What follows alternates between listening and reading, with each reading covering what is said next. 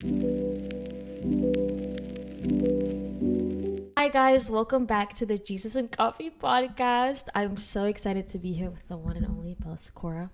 And today we're going to be talking all about dating and what it looks like to pursue godliness and holiness in a relationship. So just first things first, I want to get started and like if you would just talk about what your dating season was like, the types of relationships that you were in younger and how, you grew out of those relationships and what it looks like now. Yeah, well, it's been a ride of a season with my different relationships that I've been in, and I think I've been in a ton up until I met my husband, and then when I met him, it wasn't always easy either. It was definitely a journey there, and I think the number one thing is that I definitely have not always done it right, and there's been a lot of times I've done it wrong to then eventually figure out what I did right. But I probably started dating when I was like end of my 8th grade year into like up until I met my husband in like my junior year of high school. Right. And so luckily enough, I met my husband in high school, but that doesn't always happen. But I definitely filled up that time with a lot of relationships, maybe some that I shouldn't have. But it was a lot of ups and downs, things that I definitely was finding a lot of validation in my relationships for so long. And it wasn't until I figured out like I didn't need to do that.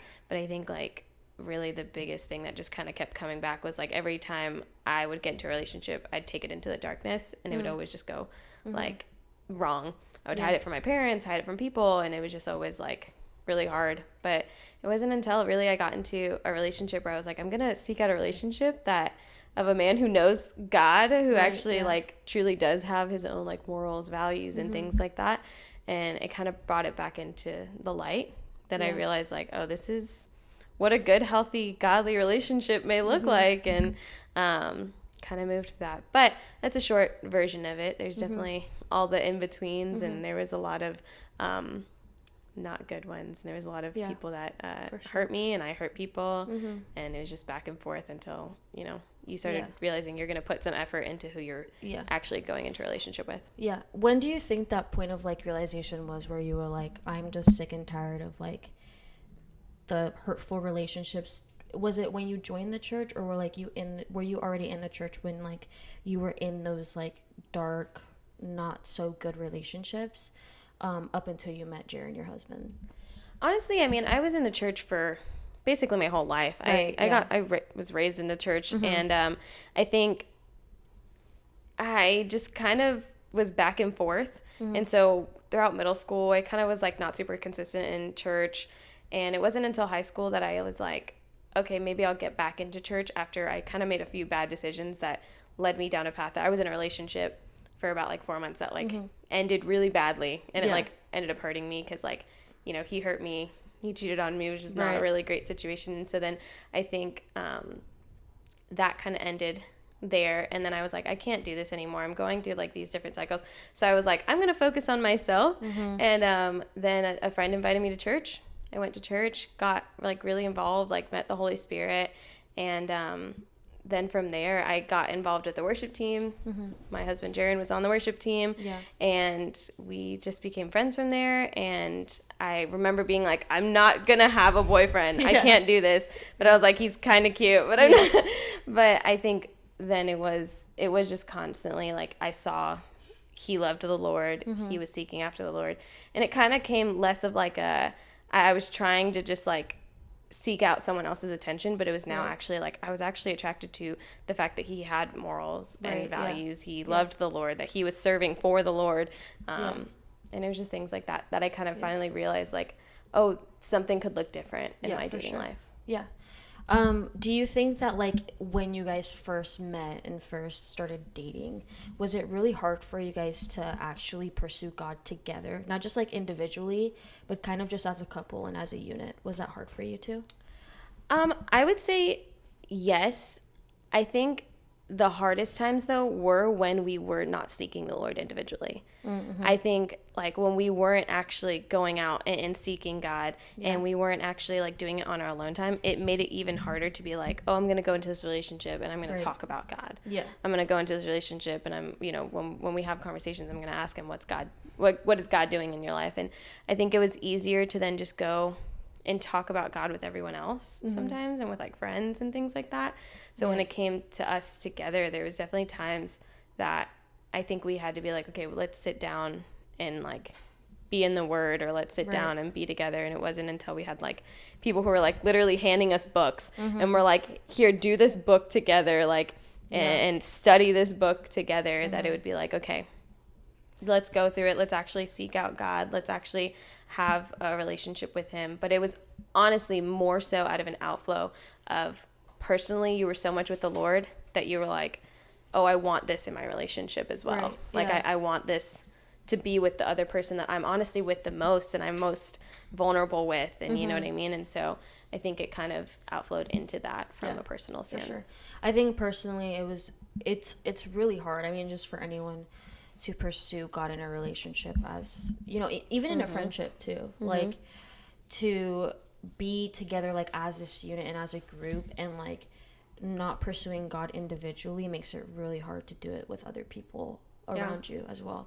And I think that it's so easy, it's like easier said than done to like fully commit yourself and fully pursue him. Are there any things that like helped you through that season of like trying to figure out like, how can I make my personal like devotion and just relationship with God a lot better so that I can do it alongside the person that I'm dating? Is there anything that helped you in that season at all? I think it was realizing that you can't really do it on your own. And there was times that you would get like upset and you would be like, I'm like, I want to have a good relationship and I want to be like this person that I know God's calling me to. I want to be a good person for like my significant other, but it's hard because your emotions get in the way, your feelings get in the way, and you're like, I just want to act the way I want to act right now, and I just want to get mad the way I want to get mad. But it was like you actually had to seek him out. And I know we were talking like earlier about like Matthew 6:33 was like, but seek first his kingdom and his righteousness, and all these things will be given to you as well. And even like the verse before that, it like talks about how he knows all of our needs. Like he knows that you're going to be like angry. He knows that you're going to be upset. And so it's like when you actually seek him out, you're able to forgive better. You're able to love better. You like start to feel a sense of joy and like peace that you wouldn't otherwise. And I think that's what kind of helped me, because I would realize like, oh, when I brought God in, things would be more peaceful. Things would be actually handled in a more healthy way. And I saw the result of that coming out, being like, okay, there actually is a really big benefit of me being in a healthy spot with my relationship with the Lord. And I think I know that was kind of like, just you had to really get in and start it and know that that was an act of obedience, and then you would see the fruit of it, and that fruit was attractive to me, of like, oh, I like the person I am when I'm in the Word. I like the person I am when we're in the Word together. And so I think seeking him and just reading the Word, praying, you know, building that personal relationship like individually and together, it changes you like throughout time. Like you really start to see yourself, like your heart posture change, and the way that you do things, and the way that you communicate with one another. And I think one of the really, really big challenges just for anyone like in a romantic relationship who is not married yet is purity and what that looks like. And I just kind of wanted to talk a little bit about like what it means to have not just talking about like sexual temptations and things like that, but like an actual heart posture of being pure, like a pure heart. And I think that a lot of the times there's kind of like this like stigma around like Christian dating, where like obviously physical boundaries is something that needs to happen. But just kind of talk about like what that kind of looks like how can we as believers like truly start to ask God, like, do a work in me and my heart first before anything else. Oh yeah, well you definitely have to have it like in your heart, and you definitely have to want it in your heart, because if you don't, like it's gonna make all of the other boundaries hard. Like if you don't have that heart posture change, like the physical boundaries are going to be hard. The emotional boundaries are going to be hard. Like all of that isn't going to actually, like now you're just putting a rule on yourself, and there's no vision or passion behind it. And I think that is actually where it leads us to be in so many like hard situations. But it's true. I think you're right. I think the church is really known for like the, the purity talks and like just don't have sex or don't do this. And it's all those things. And it's just like, don't do that, don't do this. And it never really has a conversation of like, there's actually more than just physical boundaries. There's emotional boundaries. There's things like that. But it's like, how do you actually sustain all of these things? And it really is a heart change and a heart posture and a shift. And really, like, a lot of people don't always like to hear it, but it really is something that, like, you have to go to the Lord about. Like, he is the only one that can bring of you, like, a pure heart. I was thinking about verses like Psalms 51:10, and this is David speaking, and I was just kind of going into context with this too, and I was like looking at it, and this prayer that he does, because a lot of his psalms are just prayers and songs and prayers to God, but is literally after he's confronted by his friend Nathan, and this is after he has sinned with Bathsheba, and he had a relationship with her that was adulterous, and then he went and killed her husband because he was so guilty about what he had done. And then from that, his friend comes and confronts him and shows him what he's done, and shows him like how his sin and his lack of boundaries, honestly, led him down this like terrible road. And it was like sin after sin. And then he does this prayer, and like there's this one line in verse 10, it says, "Create in me a pure heart, O God, and renew a steadfast spirit within me." And what's so like important about this is he realizes it's this realization of like only God can renew our hearts. Only God can purify our hearts. Like our physical bodies want to do whatever they want to do. Flesh is going to want to sin. Like that's just always going to be the case. But he was asking for not just forgiveness, but like this inner transformation. He was asking for something to be shifted and changed. And so I think really like that's where it's less of this constant talk everyone wants us to ask, like how far is too far, or like what physical boundary should I put up. But it's more of the conversation of like where is your heart at? Like are you seeking out a pure heart? Are you asking God to like hey, God, be in the middle of this relationship, but also like work in me. Make it so that like I have a conviction when you are actually telling me, hey, this might be, too far for us. Because like my boundaries might be different than your boundaries, and it doesn't mean one is better than the other, but it means that like the Holy Spirit's working in you to show you that you're a different person. God has made us all so unique that we just need to seek him out and know that he like has the plan for us. And I think at the same time that's so beautiful, because why would we want the same relationship all across? Like, why would I want the same relationship every single place? And I want something unique that I have that is just, me and my husband's. And that's something that only God can bring into us. And so only God can actually purify your heart. Only God can give you what you need. And I think that's honestly so good about David that he... Yeah, for sure. And in your dating season, I know that it's hard, like temptation is an actual real thing. It's like an attack from the enemy. And it's something like, because you and Jaren dated for how long? Like 6 years? We dated for 5 years? 5 years. Yeah. Before we got married. Yeah. 5 years. So you guys dated for 5 years. In those 5 years, like, I'm sure that you both were hit with temptation of all types of things.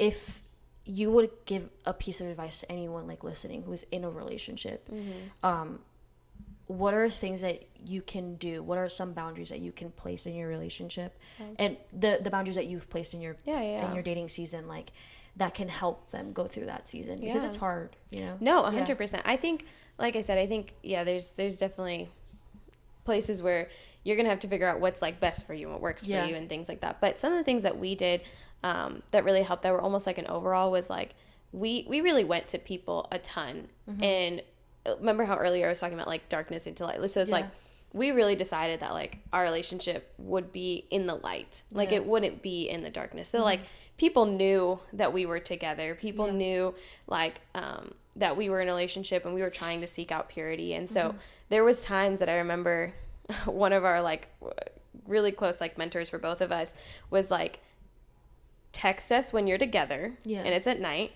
and we have free reins to call you like whenever. And like honestly, like the thought of like someone who was like a really big mentor in my life calling me like in the middle of like maybe me doing something I shouldn't have was like I don't really want that. And so it was like that holding accountability. There would be things where it was like you know, it's true, like putting yourself in a car alone or places alone, like at night, like it's hard. And it's like, we think we're so strong, but like, we're really not. And you really have to like realize that. But some things also was like, you know, you just have to like figure out where is it that like it is going to get me even to the moment where it's like, okay, that's a boundary pass. So it's like, what are things that were temptations for me and what were things that were temptations for him? And we had to be honest about that. Like, hey, you doing this is a temptation for me. You doing this is for me is a temptation. And then we had to be like, okay, we're not going to do that. And realizing that you have to have those conversations between each other and writing those things down. We used to have like these running note documents. I'd be like, here's the boundaries. And as we got closer to like even getting engaged or getting married, like those things needed to get like changed in different ways. Like sometimes they had to get like more strict. There were certain things that we couldn't do. Like when I stopped living with my parents and I was living away at college, like the boundaries changed a ton. Like not being in a room like alone, not laying on a bed alone, like making sure people were in a house like with us, like things like that that were good for us. And I think a lot of people don't realize this, but like conversational boundaries also needed to be had. So it was like conversations at night that would probably get super emotional were not usually the best for us. Because it's like when you get super emotional, you want to be comforted, you have that person there, and it's like, oh, let's have like this really emotional conversation, and then it kind of leads down some like hard paths. And that was something we realized, but a lot of people don't think like, oh, I have to put boundaries about what I talk, but you really do. Or even talking about boundaries, it was like, let's have this in the daylight, like in the middle of a bunch of people, like let's not talk even about boundaries sometimes, like by ourselves and bringing other people in. And so I think the biggest things was honestly, you had to be honest with yourself, like what is my temptation, what is not, writing things down as accountability, and then people was like the biggest thing is like people helping you along the way, wise counsel, seeking out wise counsel, like honestly it was just always the biggest thing. And it's crazy that you bring that up, because I know that was one of the things that we wanted to talk about, like accountability and wisdom, and people who've been through that like dating season and that walk. But I kind of wanted to like flip a little bit and just start talking about what it looks like to idolize your partner. Because I feel like I don't really hear like people talk about it that much, like what it actually means when you start like making your partner like an idol, like you choose to like not spend time with God anymore because you're so busy on your partner, or you know, especially in the dating season, once you start getting to know that person more, like that's the person you want to be around, like so it's just I wanted to touch base on like what steps we can take to avoid that. And if we're already like, if whoever's listening, they feel like they're idolizing their partner, like what they can do to step out of it. Well, I think that's honestly like the first step is like realizing that you are probably putting them above God. And I think a lot of people don't want to think they are. But anything that takes that priority of where God should be, or that place of where God should be, is like idolizing it. It does ultimately become this false God. And you know, God tells us in the Bible not to like worship any other gods and besides him. But anything that takes that place automatically becomes our God. And I think you have to realize, like, okay, you're probably spending more physical time with this person than you are with God, and that's already one thing. And it's like, are you spending more, like, mental and spiritual? Like, are you sharing things? Like, for me, and this may be, like, stepping on some toes, stepped on my toes, but it was, like, honestly, like, are there more things that this significant other knows about you than God knows, like, that you're sharing with God? Like, in the sense of, like, am I just going constantly to my significant other and I'm never going to God about anything that I'm feeling, anything that I'm going through? And like for me, like that was that kind of realization where I would bring things up to Jaron and I would be like having all these like hard conversations, and I'm going to person and I'm talking to him about it the most. And there was like one time where he told me, he was like, have you prayed about it? And I was like, and you know, that's such a like, someone asks you that and you're almost like, and you're like, I don't want to hear that. But it's like, it's so true, because then you realize like, oh my gosh, all this time I really have been going to everything else except for God. And so things like that is like realizing that and actually acknowledging it is honestly one of the biggest steps, because the enemy's best tactics are to be like, don't look over here, that nothing's happening here. But like when we actually realize what we're doing and walk through it, it actually ends up being so fruitful. From there, then I think like you start to choose like to put God first. Right, and I think a lot of people think they're going to wait on this feeling of like, well, it's just so much easier to love someone that's right in front of me, or love something that's right in front of me. Because it is like, you see the person, you walk with the person, you can hear them, they're talking back to you, like all these things. It's going to be easier. But a relationship with God was never said to be easy. Yeah. And also love was also never said to be a feeling. Right. Like love has always been a choice. And that's throughout the Bible. Like you are choosing to love God, and a choice is putting him as a priority, saying, I am going to wake up early, and you know what, I've been doing 30 minutes of my Bible, maybe I'm going to do an hour of my Bible, because like if I have time to go spend 6 hours with my boyfriend, like I have time for an hour in my day with the Lord.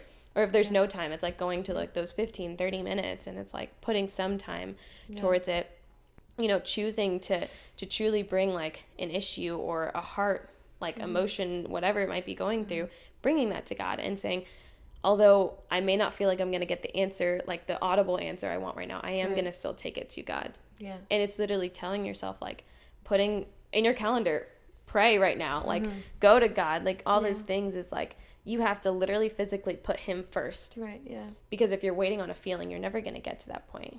And like the physical thing in front of you is always going to win. Yeah. Because we're also not physical. Like we're not meant to just be physical beings. We're meant to be like spiritual and emotional with like in our relationship with God. And so I think really those two things is like realizing it and then acting on it and saying, I'm not just going to wait for it to just magically happen. Yeah. Yeah. I think with that, like what's very important too, I think communicating with your partner as well, like saying, hey, this is like how I'm feeling. And when people say communication is key, like it's really true. Like and not just like in romantic relationships, but in friendships too. Like I feel like the simplest of misunderstandings in relationships happen because there's miscommunication, or you know, something came out, you know, you didn't say something, or you said too much, or you said the wrong thing. And I kind of also want to talk through that as well. Like I think that like as time goes by, I think the dynamic of relationships change, and respect also goes into that as well. Like, what does it look like to respect the person you're dating, and then eventually the person you're marrying? But yeah, like talk through like what it was like. Did you guys ever have like a season where communication was something that you guys struggled with? And you don't have to obviously go into much detail, but like, what would you say to the person that's like just really struggling to be like, oh, but I don't want to be that annoying girlfriend or boyfriend where I don't really want to tell my partner, you know, too much, you know? Yeah. And to answer your question of when have we gone through that season, I would say now, because and at any season I would say that, because at any season, like it's so funny because people are always like communication is key, and it's like all these like really like kind of corny like quotes about it, but it's so true, because when you go back to it, everything always feels like it's constantly rooted in bad communication, and like some type of faulty communication that happened that caused some type of disruption in conversations, like in some way.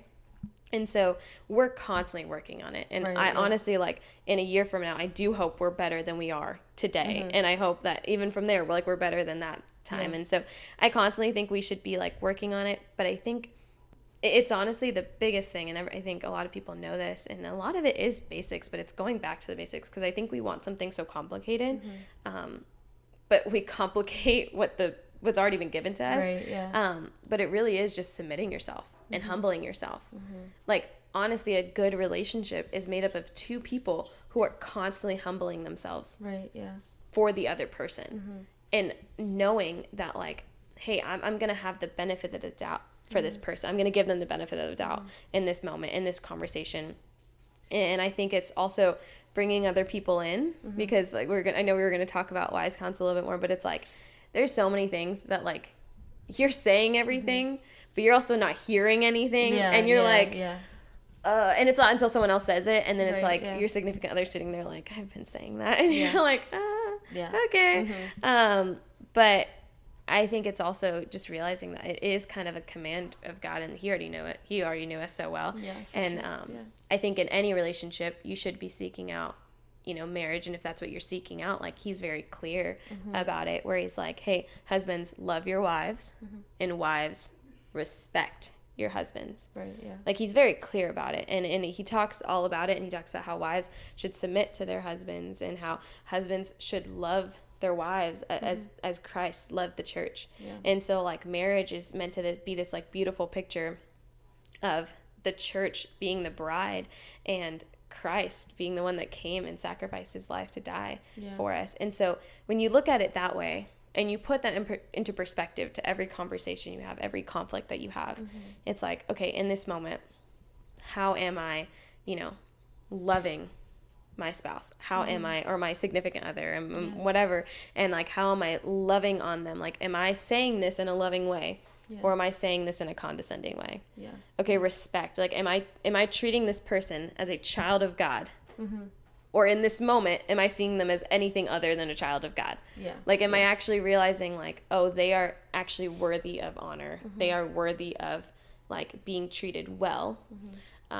Because at the end of the day, like, the same way we want that, like, God wants that for his child that's sitting right in front of you as well. And so we should be, like, prepared to do that. And I think the tongue is so important in this. And so like Proverbs 8:21 is like, talks about how the tongue has the power of life and death. Life and death. Like that is like pretty extreme, but it's true. It's like, because what you say matters. So like in the moment when you're like getting upset, or like you're just saying something flippantly, it's like a lot of times you don't realize that could just lift someone up, but that can also tear someone down so quickly. And if we're not thinking before we say things, we're just going to constantly put ourselves into these situations where it's more death than it is life. And so it's just those different things, like having those realizations of like, how can I respect? How can I love better? And I think, speaking about, you touch base on like wise counsel and stuff. I think that it's one of those things where it's so needed too. Accountability, not just on like actions and physical boundaries and all the things that we previously talked about, but actual like communication too. For you and your dating season, even in your marriage now, like, do you feel like wise counsel was something that like changed your relationship, like for the better? Like something that like you guys needed, and something that I'm sure you guys still seek out wise counsel like for things and things like that. But talk a little bit more about like what it looks like during your dating season to have that, and how it really benefited your relationship. Yeah. Did we need it? 100%. Yeah. Like 100%. Yeah. Honestly, Jaron was the first relationship that I actually sought out wise counsel for, and obviously it was the one that went out the best. But it genuine, like everything else, I feel like I would go to friends for like counsel. So it's like that wise part is like really important, because it's like when you're seeking out like friends' advice, or even like people that you're like, what was so funny to me is I look back and there's so many people that I sought out their advice, and like they were living the opposite of the relationship I wanted. And I was like, why would I go to them for advice? And so it wasn't my sister, actually. She's like a little bit older than me, and she would constantly be giving me like like the older sister advice, and she's walking through things like a few years ahead of me. And she told me, because this is something that she did like in her relationship right before she got married to her husband, was like they literally got like a relationship mentors. And so what they did, she was like, look for someone like in the church that that like has the marriage that you eventually want to have. Like they're living it out, like they love each other, like what is it that you see that you're like, I want that one day. And for us, like we were looking for people who like you genuinely could see that they loved each other. Like they were friends, like they were best friends, like they cared for each other, like, but they were also serving together, and they were honoring God together. And then also we looked for things that were similar. So we would look for people who maybe were together for a long time, or were together since they were young. And because, they would be able to speak into us being together at a young age. And so I think it was like a year into dating that we started looking for people to like actually speak into our lives. And so like we're over here like 16 and 17 and we're like asking people to like mentor us in our relationship, and people are like, yeah, sure. And so like we would like literally go out and we would go out to their house or would go out to eat, and we would literally be like, help us, like, with just whatever. And sometimes, like, we would be going through, like, an argument at the time, or sometimes it would be talks about boundaries, and sometimes it would be talks about our communication, like, all different things that we would just bring up. And there was just so much fruit in the fact that they would literally be like, they would take what we were walking through and they would just be like, here's the perspective that you don't have. Here's the perspective that you don't see. Right. And it would almost feel like sometimes, like, they were, like, not just caring for, like, the situation, but they were caring for our future. Yeah. Like, constantly. Yeah. Like, they were caring for, like, who the future, like, Bella and Jaron would be. Like, hey, this is what you want to accomplish. Here's how you're going to get there. Here's what you're going to do. Because it's bigger than the situation right now, but it's actually something might be going on in your heart. And so, like, seeking that out was, like, so beautiful. And then, honestly, like, from there, we were like, this is great. This is awesome. And then, like, there would be times where, like, life got really busy. And then, like, I was going away to college and, like, life was getting crazy. Yeah. And I think we kind of, like, started to stray away from getting, like, some wise counsel from, like, our, like, relationship mentors at the time. And then it was this second realization that it was, like, you can have more than one relationship mentors in your life. And you can have different people that have gone through different things in life. And that was even, like, more beautiful. And it, like, kind of reminded me, and even when I was thinking, like, through wise counsel was, like, Proverbs 11:14 says, like, to have an abundance of wise counsel, to have, like, to overflow with it. Like, you don't have to just seek out one relationship or one person. Like, sometimes there will be people that there's a woman that I'll go to that's like, I'll go and seek out her advice in my relationship, and Jaron will go to another guy and be like, hey, how can I seek out? But we have consistently gone to different couples to be like, hey, like, help us out here, like, walk us through. But it was always people that, like, wanted a win for both of us, not just a win for one of us. And so that was, like, super key. And so they always wanted to see us both winning. And so sometimes, like, they would call me out and I didn't like it. And sometimes they would call Jaron out, but they would both, like, at the end of the day, remind us how much they loved both of us. Right, and I think that was just so fruitful. And it was honestly kind of like, it was a good feeling to be, like, called out a little bit, because you're almost like, you, like, walked away knowing that, like, they didn't just call you out to call you out. They called you out because, like, they genuinely want the best for you. It's not just like that hype girl that's like, you're right, he's like awful, yes man, kind of thing. Oh my god, I just blanked. I was gonna say something about counsel. So when you guys, do you feel like those different perspectives, like, I know that you said sometimes you would be held accountable, and so would Jaron at times. Do you feel like young relationships and young couples should try to seek that out as much as possible, like that wise counsel type of thing? Because I know that especially for, like, young students, like middle schoolers, even high schoolers. I mean, guys, if you're in middle school, like, you're a little young, you know what I'm saying? Like, you're, what, 12, 13, you know? Yeah. But even then, like, if they want to get into a relationship, like, I feel like students get wise counsel mixed up with friends, and I've been guilty of it too. Like, I would go to a friend and, like, but that person would just be biased because they knew me personally, you know? Yeah, and it's not even that, like, you don't go to your friends. It's just, like, you kind of have to, like, figure out, like, are you getting, like, all of your counseling from them? Like, are you seeking out their, like, influence? Yeah. And it's most times not probably, because they're going to have your back. Like, there were so many friends that, like, I would go to and, like, they had my back. And it was, like, at the end of the day, I looked back on it and I was like, you shouldn't have had my back in that moment. Like, I was not right. I was in the wrong. Totally wrong. But I think you should. It doesn't matter how old you are. I think that was, for me, was what I thought. I was thought, like, oh, I can only have, like, counsel when, you know, we want to get married, or I can only have counsel when we're, like, engaged and wanting to take those exact next steps. But it's like, that's not the case. Like, I mean, I told you, we started seeking it out at, like, 16 and 17, and it was like, everyone thought we were so young, and it's like, why are you doing that? But it's like, even if that's not the person that you end up with, like, you're still learning how to be, you know, a significant other. Like, in every relationship that you're in, you should be learning something more, and you shouldn't just be going from relationship to relationship.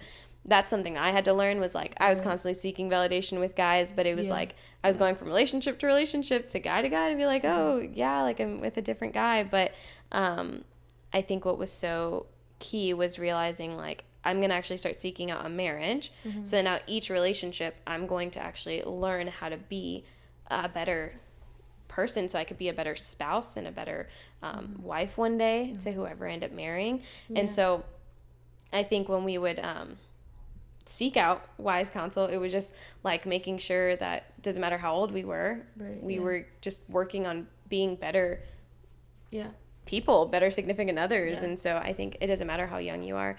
I would say definitely, you know, thinking through where you're at in life. So if like you're in middle school, maybe like it's a time to focus on friends and those seasons. But I know it comes up, and I know like, you know, we all have this like want to be in a relationship and it's fun and things like that. But I also think looking out at how much life we have ahead of us too is like so important, because like once you're out of like your single like life, and once you actually get married, like, you know, marriage is for life. And so it's like you're not usually gonna like go back into that singleness life. And so this is like really random. I just had this like pop up in my brain, but like I know we're gonna briefly talk about like the reflection of Christ in our relationships, but when you were talking about like godly counsel, something came up in my head. I've recently been having this like deeper conviction to temptation, because I'm someone who's like active in the church, like actively like volunteering, and someone who's like involved, not just like going, but like involved in the church. And I know that you and Jaren are both in ministry, and for me, it's been like a thing of like, if I can, you know, lead people in worship, and I can give ministry moments to students about like purity or about love or about all these things, but behind closed doors, I'm in this just season in my relationship where I'm like caving into the temptation. Do you feel like you ever had a season like that where like you had this like deep conviction of like, well, you know, I am heavily involved, but this is what's happening like behind closed doors in my relationship? Yeah, I mean, I definitely think there's always seasons like that. I think the enemy's always gonna try and find ways to invalidate you, like from what you're doing, and like he's gonna always try and find ways to like basically take you out. And best way that he can take you out is being like, how are you not worthy of what you're like, either the platform you're being put on or like the way that you're leading. And I think that happened all throughout like our dating season, because that was like the easiest time to be like, oh, you're falling into this, or you're arguing, or your boundaries, whatever it might be, and it's like, oh, and then you're gonna go and like, you know, go preach to a bunch of students, or you're gonna go you know, lead worship, or Jaren was like leading worship and things like that. And so I think yes, that definitely happened, but I think a lot of the times it was realizing like, when you go into moments like that, you should be almost like preparing your heart right before. Like you should be like, hey, like I remember there would be times where I was like, I knew I was probably like really like rude to Jaren, or we had a rough week, or whatever it might be, or, you know, whatever sin or temptation I felt like I fell into that week. I would walk into like whatever I was doing like a Wednesday night, and I was like gonna go speak or something, and I'd be like, God, I know I haven't lived the life that you would be calling me, like you want me to be living right now, but like in this moment, help me put myself aside and realize this is not about me, but this is about you. And so God, transform me, use me, make me like, help me be like an example of your glory and of your goodness and of your grace, so that one day like I can actually be like, hey, you know, I've never been worthy of the platform I stand on, but yet God still uses me. Like I've never, today I'm not worthy of the platform that, you know, I stand on, but God still uses me. And I think realizing that was almost like, okay, every single time I walk onto this platform, I'm not going to be this perfect person, but it was really like, okay, where's my heart going to be back in to? And so, because I think it's really quickly to like, you're going to invalidate yourself and be like, oh, I shouldn't be up here, I shouldn't be doing this, and we quickly put all those thoughts in our mind, and we're having those thoughts as we're leading, rather than being like, okay, I'm not saying that like I'm gonna be perfect tomorrow, but I know that I'm gonna try. I know that I'm gonna switch all these thoughts of like I'm not good enough to, God, I know I'm not good enough, be my strength. God, actually change this in me, help me to be better, help this feeling kind of like of guilt and conviction to be like not a spirit of just like guilt and shame, but to be like a conviction that's like, hey, it's actually gonna turn me into being a better significant other, being a better pastor, being a better leader in different ways. And I think it's just making those like mind shifts, because if not, like, you're gonna dig yourself a hole, and then you're gonna fall into it, and it's gonna feel so hard to like come out of it, because you're never gonna be perfect. You're never gonna like walk into a place and be like, I'm doing it all right. Everything I preach, I'm doing. But you're gonna have those days where you're like, wow, this is really for me. And I remember, I'm sure you remember all the times, like, in a message I've been like, I'm speaking to myself right now. Like, this is me right now. And I think even just being honest in that moment, and it's being vulnerable and realizing that, like, you do have a higher responsibility when you're placed in moments like that, for sure. But, like, you're also still walking through it. But yeah. I think that it's hard. I think for me personally, because I just feel like I'm just so honored to do what I do, and it's like you said, it is a higher responsibility. Like, you have to hold yourself up to kind of a higher standard. Like, obviously you're still human, you're gonna make those mistakes. Like, just because you're a leader doesn't mean that you're gonna be perfect, but I just kind of wanted to touch base on, like, what does it look like when, like, a relationship reflects who Jesus is? Like, how can we take the steps, and how can we like really educate ourselves on what love, like, what, first off, like, what the word says love is, but how we can reflect that to other people. Well, I think in a relationship, I think that is like one of your biggest callings, is to love the other person as Christ would, and I think is to be kind of a reflection of Christ to, like, the other person, and then allow your relationship to be a reflection out to others. And something Pastor Todd and Julie say all the time about, like, their marriage is that they want it to be the best message that they ever preach. And I think that is so beautiful to me, because I'm like, that is exactly what they're constantly trying to do, is actually just love each other the best way that they can, the best way that they know that Jesus would love the other person. And I think what reflects that a lot is just knowing what love is. Like, love is, according to the Bible, and the way that love that is shown to us from Jesus, like, it is patient, it is kind, like, it is forgiving, and it's all those things that sometimes we really don't want to be. It is selfless. It is like, it is something where it's a sacrifice. It's a constant sacrifice. It's a choice. It's not just this feeling that, like, the world likes to make it seem like, but it is honestly loving each other the way that Christ would, is knowing that you're going to be the best forgivers. Like, a great marriage, a great relationship of any kind is also made up of two people who not only are humbling themselves constantly, but are constantly forgiving. Like, having this term called predetermined grace, we talk about it a lot at Boynton, and Pastor Bob will talk about it a lot, where he's like, we should have predetermined grace, where it's like you're constantly putting a 10 on the other person's head, and realizing, like, in this moment they offended me and hurt me, but I'm not going to think that they purposefully did that. Like, there's been so many times where, like, I literally would get so upset, and I would think, like, oh, why would Jaron do that? Or why would he say that? Like, I just feel like he doesn't love me or doesn't care for me. And I would sit down and have this conversation, and I would be like, that's not the case at all. And honestly, like, it would check me and check my heart constantly to be like, am I loving him the way Christ would? Because Jesus is constantly wanting, like, the best for us, and he constantly wants us to be this better, and I know that he believes that we can. It's just sometimes, like, we're not always there. But there's this, like, grace that he gives us, and this patience that he gives us, that, like, that is what we have to reflect. Because out of all those times, like, Jaron would literally say things to me and be like, why do you think, like, I don't like you? Or why don't you think, like, I love you?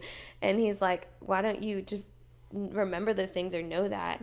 And it would remind me, like, I don't have this, like, predetermined grace. Like, I'm not going into a conversation thinking, hey, I know you didn't mean to, and I know this probably wasn't your intentions, but, like, this hurt me, rather than you hurt me because I've already come up with my own narrative. Yeah, that's good. Well, my laptop's about to die, so we gotta wrap this up. But thank you so much for talking to me about this. I think this is a conversation that just needs to happen, obviously, because you went through a dating season for 5 years, and you kind of went through your ups and downs as well. But yeah. thank you guys so much for watching. Yeah. I'm gonna be back here, I don't know when, probably in the next week or two. But thanks for watching, and we'll see you later.